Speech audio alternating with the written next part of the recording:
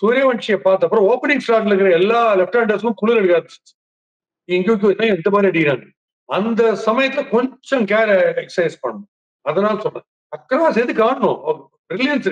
இப்போ நேத்து நான் சொன்ன ஷேக் ரஷீதுக்கு ஆஃப் சைட்ல ப்ராப்ளமா இருக்குன்னு சொல்றேன். அவர் ஆஃப் சைட்ல ஆடுறத அவாய்ட் பண்ணி லெக் சைட்ல ஆடினா அதுல அர்த்தம் இருக்கு. அக்ராஸ் ஆடினா இவருக்கு ஆஃப் சைட்ல பிரமாதமா வருது ஆடுறதுக்கு. பாயிண்ட்ல இருந்து covers extra cover long off வரைக்கும் அவருக்கு அடிக்க வருது. அப்ப அப்படியே அடிச்சிடணும். அந்த அக்ராஸ் சம்டைம் ரோஹித் சர்மா சொல்ல தெரியுமா, ஆங்குலரா லெஃப்ட் ஹேண்டர்ஸ் போட்டு போன்ட்டு அதுல ட்ராப்ல பிடிப்பாங்க. அது பண்ணிருக்கணும் அவர். ஏன்னா அவர் வந்து இந்த making of a great cricketer. அதை அவர் ஸ்பாயில் பண்ணிக்க வேணாம். அந்த அவசரம், அந்த பரபரப்பு, அந்த கன்விக்ஷன், நான் முதல் பால் அடிச்சானும், நான் போலர் முகத்தை பாக்குறது இல்ல, அவருடைய ஷோல்டர் தான் நான் பார்ப்பேன், அதெல்லாம் சொல்ல வேண்டிய அவசியமே கிடையாது. இவர் பாட்டு ஆடினே இருக்கிறது பெட்டர். ஏன்னா அவர் கூல், ரொம்ப மிஸ்டர் கூல்னு காமிச்சிக்கிறதால இதெல்லாம் சொல்லிட்டு இருக்கேன். எல்லாருமே எக்ஸைட் ஆவாங்க. பட் அவர் மிஸ்டர் கூலாவே தெரியல. அந்த அடி அடிச்சது கூட ரொம்ப கூலா பிஹேவ் பண்ணாரு. அதனால சொல்றேன்.